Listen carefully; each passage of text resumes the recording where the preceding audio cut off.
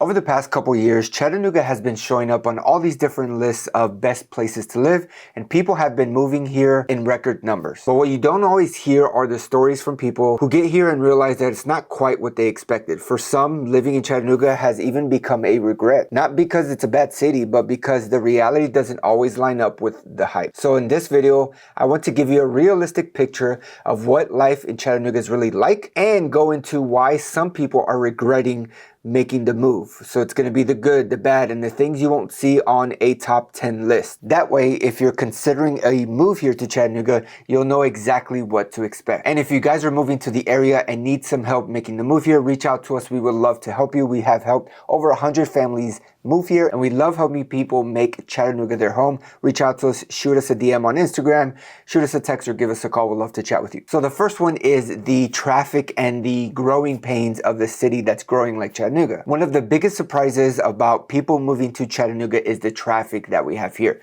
Now, with that being said, if you're coming from a huge city like LA or Miami or even Atlanta, 2.5 hours south of us, it's not as bad as that. It's just a little bit different. The issue is that the city has grown so quickly that the roads haven't kept up. Places like Highway 27, I-24, and I-75 can back up a lot during peak hours. What's really becoming an issue are really the back roads. Developers keep opening up new subdivisions without widening the existing roads, which pushes more and more cars onto streets that have never been designed for that kind of traffic. Think about a road that has been there for the last 50 years, and when it was first built, you had maybe a couple hundred cars going down during the week maybe, but now with developers buying land from farmers and from ranchers and stuff like that, and putting these 20, 30, 40, 50 subdivision homes on there. All those homes obviously bring at least probably 2 cars per home. And now you have all these small town back roads that have all this extra cars. So what maybe was a couple hundred cars driving up and down a week, now you have a couple hundred cars in the morning or a couple hundred cars a day. So it's starting to backflow a lot of these back roads, especially in the area. Now, some things that Chattanooga is doing is they are widening a lot of these roads. Not as much the back roads, but the highways, I-24 starting to go under construction and being widened. But again, that causes more traffic because it takes a couple years for the highways and all this construction to complete. So it causes even more traffic during that time span. There's about 2 big major renovations happening in the highways. One is on I-75 by the Hamilton Place Mall, and the other one's I-24. I-24, it's been going on for a long time and it's still going to have a couple years. The other one on I-75, it's until 2027. So just know that the traffic here, probably not as bad as the big cities, but the back roads that you're going to have to drive on to get to school or to get to work, pick up your kid from school, you're going to feel it, and that's something that takes people by surprise. The second thing is the Chattanooga housing prices are going up. Now, obviously, more than likely, prices will always increase unless we're in a recession and other different factors,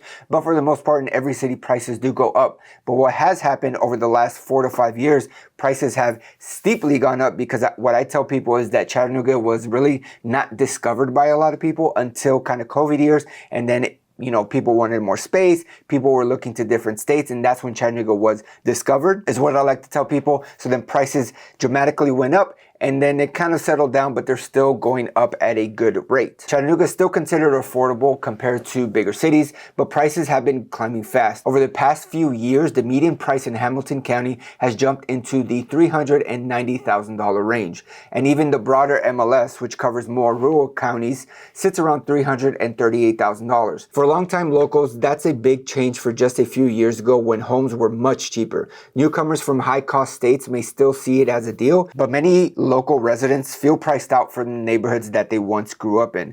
I remember when I got here in 2012, I got married very shortly after that, and I remember thinking before finishing school, man, I can't believe I'm going to have to pay $225,000 for a starter home. That's absolutely ridiculous. What am I going to do? How am I going to afford that? Fast forward to 2025, and a starter home, a median price point, like I mentioned earlier, is about $390,000. That's over $100,000 growth. That's a huge jump jump in the median price point. Of course, we can still get homes in the $200,000 range, but that just gives you an idea in the picture that houses and prices are really climbing in the area, and it's no longer that super cheap. You can get 5 acres for $250,000. It's no longer like that. So I just want to put some statistics on the screen and the pricing so that you can see the breakdown. So September 2025, the Hamilton County year-to-date price is $390,000 as of September 2025. And then the MLS, which I believe has 7 counties in Tennessee and 3 counties in Georgia, that's our MLS. The median price point is $339,000. Now, if we compare that to just 6 years ago in 2019, the median year-to-date price point is $227,000. And then the MLS as a whole, remember we have about 7 in Tennessee, or 6 in Tennessee and 3 in Georgia, was $200,000. So as you can see from the numbers on your screen, that's a huge difference in just 6 years. So now you get a little bit more sense of why you go on Reddit forums, or even comment some on these type of videos or Facebook posts, and everybody's like, hey, it's full, stop coming over here. It's because a lot of the residents are frustrated with how much the prices have gone up, and I honestly can't blame them, because people that could afford around the $200,000 or the $227,000 range, they can't no longer afford the prices that have increased a lot. So that just gives you a little bit of idea of the housing costs and how much it has increased, and it's no longer this hidden gem where everything is super cheap. The third reality is the crime and safety precautions here in the area. For most people, they have no idea that Chattanooga has a above average crime rate when compared to the nation. Now, it's not the most dangerous city in Tennessee by far. Memphis takes the cake when it comes to crime grades, but if you look up Chattanooga, Tennessee, you will be surprised that it is over the national average. So what I'm going to go ahead is put on your screen the crime map that you will get on crimegrade.org. I would suggest you go over there, and it'll show you based off of their grades what you can expect as far as crime. Again, this is not my advice. This is not my opinion. This is the opinion of the website. So go ahead and you can highlight different areas depending on where you want to live and see the crime grades that they have given. This is just an overview that I want to show you and do the research for you. So as you can see on the screen, I have a screenshot set on here. Green is A, yellow is C, and F is red. And as you can see, I tried to zoom out a little bit so you can see the picture of Hamilton County and the greater area of where it has bad grades compared to good grades. Again, this is all for you for research purposes. Depending where you're trying to look at and live at, this is what you're going to find there. Please do your own research, but people are surprised about the crime grades that Chattanooga get when they move here. The fourth thing is that, Chattanooga has a tornado risk. One of the things that people don't realize about Chattanooga before they move here is the risk of severe weather that includes tornadoes, especially in the springtime. For newcomers who aren't used to that kind of severe weather, it can be unsettling and is definitely something to be prepared for. What I'm going to do is put a tornado index, and I'm going to compare the tornado index. As you can see, that Chattanooga gets 155, the US average is 136, so we are above the US average. But when compared to Tennessee, other parts of Tennessee is actually higher at 175. And then I'm going to go ahead and put Nashville here, just comparing Nashville, because that's the one city everybody knows about in Tennessee, and typically research and finds first, and then they kind of, find the different areas in Tennessee. As you can see, Nashville, or the Davidson metropolitan area, gets way higher of a tornado index of 268, which is way above the Tennessee average and way above the US average. So I just wanted to point that out there so you can see kind of the index compared to the national average and what is in Chattanooga. Now, something that I will mention, tornadoes are not an issue year round. I learned this when I moved here. It's mainly during the springtime when the cold winter air mixes in with this warm spring air, and that's really where you get a lot of severe thunderstorms and the possibility of having tornadoes. We don't get them all the time. The last one that we got was pretty bad, was in 2020, and we actually had a tornado touch down here in an area for about a mile, picked up and then kind of went away, but it did affect a lot of the housing here and created a lot of damage. Another thing too that comes with the tornadoes or the severe weather that people don't realize until they move here is that sometimes we get a good amount of hail with the storm. In Chattanooga, we have a Volkswagen plant, and when they build their cars, I believe it was the Passats, they would put them outside. And in 2011, we had a huge hailstorm that ruined hundreds and hundreds of cars, and they actually even built a hail protection net in that area now so that in the future the cars don't get messed up. So hail, tornado, and severe weather and thunderstorms are something that we get a lot here that people don't notice until they move here. The fifth thing is that there is a very limited nightlife and entertainment life here in Chattanooga. Now, I don't think this is one that makes people move away or leave. It might, but more often than not, people that are moving here are not people that are looking for a vibrant nightlife, right? If you're looking for a vibrant nightlife, you have Nashville and Atlanta 2 hours away. You can get away for the weekend, get that out to your system, come back home. But it's something to note that we don't have a lot of like dancing or clubbing type of environment. If you want a very vibrant nightlife, again, Nashville and Atlanta are for you, but Chattanooga is not that. Yes, we have some pubs and some bars, we have some restaurants, but for the most part, things close a little bit earlier. The entertainment, yes, we have Tivoli Theater and we have different theaters and things that you can do in the area, but they're more based outdoors other than the theaters that I kind of mentioned. But a huge entertainment, a huge nightlife is not something that we have here. If you love to go to concerts, whether that's huge artists or things like that, we don't have a lot of them come here. You're gonna have to go to Atlanta or Nashville. So if you're okay with living somewhere that you just need to drive about 2 hours away to get, to a concert or go, have a vibrant lifestyle for a day or two and then come back home, great place for you because you can have access to that.